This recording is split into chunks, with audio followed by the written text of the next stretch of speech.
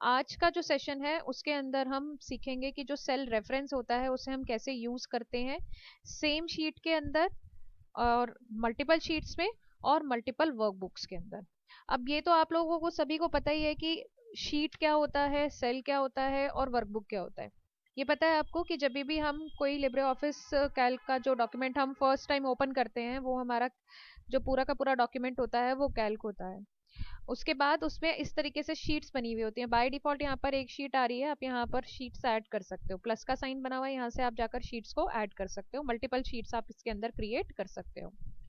अब नॉर्मली जो रेफरेंस होता है सेल रेफरेंस, उसको हम यूज कैसे करते हैं? सेल रेफरेंस मतलब जो सेल का जो नेम होता है उसको हम सेल रेफरेंस बोलते हैं। फॉर एग्जांपल मान लीजिए यहाँ पर मैंने लिखा है कोई भी नंबर लिखा 80, ठीक है।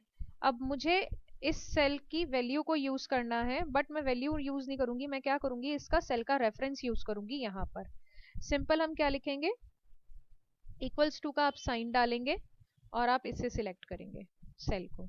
तो यहाँ पर देखिए उस सेल का नाम आ गया, दैट मीन उस सेल का रेफरेंस आ गया। और जैसे ही आप इसको एंटर करेंगे तो सेम सेल की वैल्यू यहाँ पर आ जाएगी। अब इसमें आप चेंजेस भी कर सकते हो। फॉर एग्जाम्पल मान लीजिए कि जो भी आपकी सेल की वैल्यू यहाँ है उसके अंदर आपने फर्दर कुछ एडिशन करना है, कुछ सब्ट्रैक्शन करना है या कोई मल्टीप्लिकेशन करना है, तो वो हम कैसे करेंगे। ये देखो ये हमने क्या किया, ये आया, तो आप इसके अंदर क्या करोगे, सिंपल आपने क्या कर देना है, जैसे मेरे को जो भी वैल्यू है इसके अंदर +100 करके मेरे पास शो होनी चाहिए, तो हम इसको एंटर कर देंगे। ऐसे ही आप यहाँ पर अब जो भी वैल्यूज डालेंगे, फॉर एग्जांपल मान लीजिए आपने यहाँ 50 डाला और जब आप इसको ऐसे करके ड्रैग करोगे तो वो अपने आप ऑटोमेटिकली 100 का जो एडिशन है वो कर देगा। तो ये होता है सेम शीट के अंदर हम सेल रेफरेंस को जब यूज करते हैं, जो कि यूज करना बहुत आसान होता है। इसके अंदर एज सच हमें कोई प्रॉब्लम होती नहीं है कि सेम शीट के अंदर हम सेल रेफरेंस को जो है कैसे यूज कर रहे हैं, बहुत इजीली हम इसको यूज कर लेते हैं। अब हम यहाँ पे बात करेंगे कि मल्टीपल शीट के ऊपर जो सेल रेफरेंस होता है वो कैसे यूज करते हैं। फॉर एग्जांपल मान लो कि यही काम मुझे एक शीट से दूसरी शीट पे करना है, तो उसके लिए हम क्या करेंगे, सबसे पहले आप मान लो फर्स्ट शीट पे हो, आपने यहाँ पर कुछ लिखा, आपने कोई भी वैल्यू दे दी, यहाँ पर 200 वैल्यू दे दी, ठीक है। अब सेकंड शीट के ऊपर आपको कुछ इसका रेफरेंस यूज करना है, तो सिंपल हम क्या करेंगे, इक्वल्स टू का साइन लगाएंगे। यहाँ पर इक्वल्स टू का साइन लगाने के बाद आप वापस फर्स्ट शीट पे जाएंगे और इसे सिलेक्ट करेंगे। इसे सिलेक्ट करने के बाद आप सेकंड शीट पे आप जाओगे और यहाँ पर देखो ऑलरेडी, क्योंकि डॉलर साइन के बाद शीट 1 डॉट सेल नंबर की कौन सा सेल का रेफरेंस है आपने उसको सिलेक्ट किया है, और अब आप इसके अंदर फॉर्मूला लगाएंगे। अब मान लो इसके अंदर आपको जो भी वैल्यू है इसकी उसके अंदर आपको 200 प्लस करना है, तो एंटर। तो जैसे ही आप प्लस करेंगे वहां पर आपको वैल्यू आ जाएगी, क्योंकि देखो शीट 1 में तो हमने क्या डाला था, 200 डाला था, बट शीट 2 में हमने फॉर्मूला क्या लगाया है कि उसका रेफरेंस लिया, रेफरेंस के अंदर जो भी वैल्यू है उसके अंदर 200 का इंक्रीमेंट करेगा। तो जब भी आप यहाँ पर वैल्यू के अंदर चेंजेस करोगे, फॉर एग्जाम्पल 200 की जगह आपने मान लीजिए यहाँ पर 500 कर दिया, तो शीट 2 में आपका अपने आप वैल्यू जो है वो चेंज हो जाएगी। ये होता है आपका मल्टीपल शीट के अंदर जब हम काम करते हैं, कि सेल रेफरेंस को हम मल्टीपल शीट्स के अंदर कैसे यूज करते हैं। अच्छा, अब इसके अंदर एक चीज और है, मल्टीपल शीट्स पे जब हमें काम करना होता है तो थोड़ा सा प्रोफेशनली हमें करना चाहिए। जैसे अभी मैंने तो आपको एक बहुत छोटा सा एग्जांपल दिया था शीट 1 शीट 2 का, इस तरीके से आप ले सकते हो। फॉर एग्जांपल मान लीजिए कि अगर आपको कोई डेटा बनाना है, जैसे मैंने एक ऑलरेडी एक फाइल बनाई हुई है, मैं आपको फाइल दिखाती हूँ। पहले हम सीखते हैं कि इसके अंदर की जो शीट्स होती हैं उनकी रीनेमिंग हम कैसे करते हैं।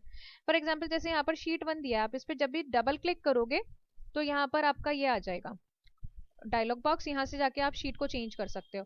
फॉर एग्जांपल मान लो इस शीट 1 की जगह मेरे को लिखना है फर्स्ट, ठीक है, आप इसको क्या करोगे, ओके कर दोगे। ऐसी शीट 2 को आपने लिखना है सेकेंड, इसको आप ओके कर दोगे। ऐसी शीट 3 को आप लिख सकते हो यहाँ पर थर्ड। तो आपकी जैसे रिक्वायरमेंट हो आपके डॉक्यूमेंट की, उस तरीके से आप जाके नाम चेंज कर सकते हो। अब मल्टीपल शीट वाला ही जो एग्जांपल है उसे हम थोड़ा सा और एलेबरेटेड वे में सीखते हैं। इसके लिए मैंने एक ऑलरेडी एक फाइल बनाई हुई है, मैं आपको दिखाती हूँ। उस फाइल के थ्रू हम इसको करके देखते हैं क्वेश्चन को।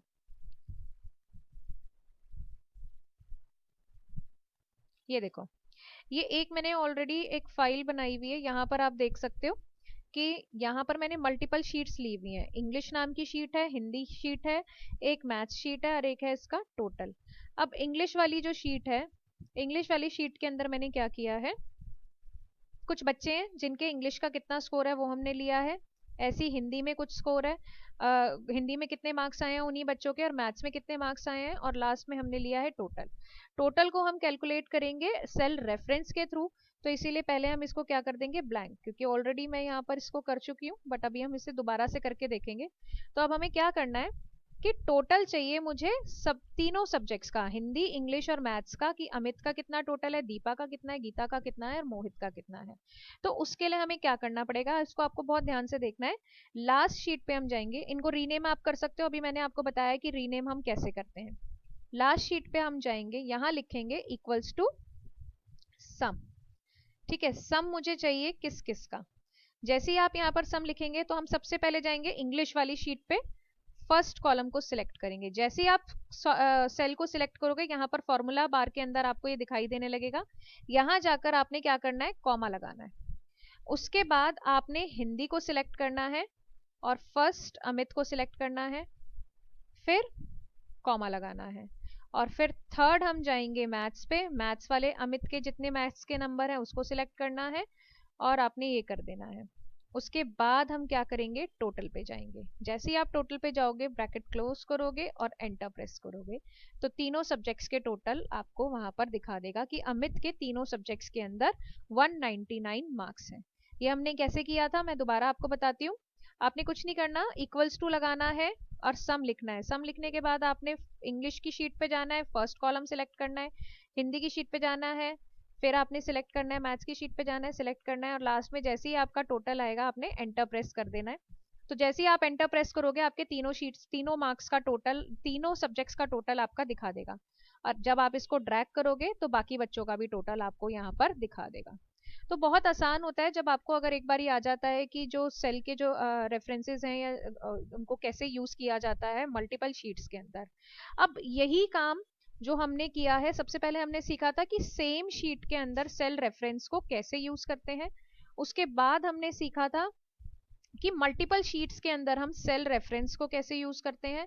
अब हम बात करेंगे यहाँ पर कि मल्टीपल वर्कबुक के अंदर हम सेल रेफरेंस को कैसे यूज करते हैं।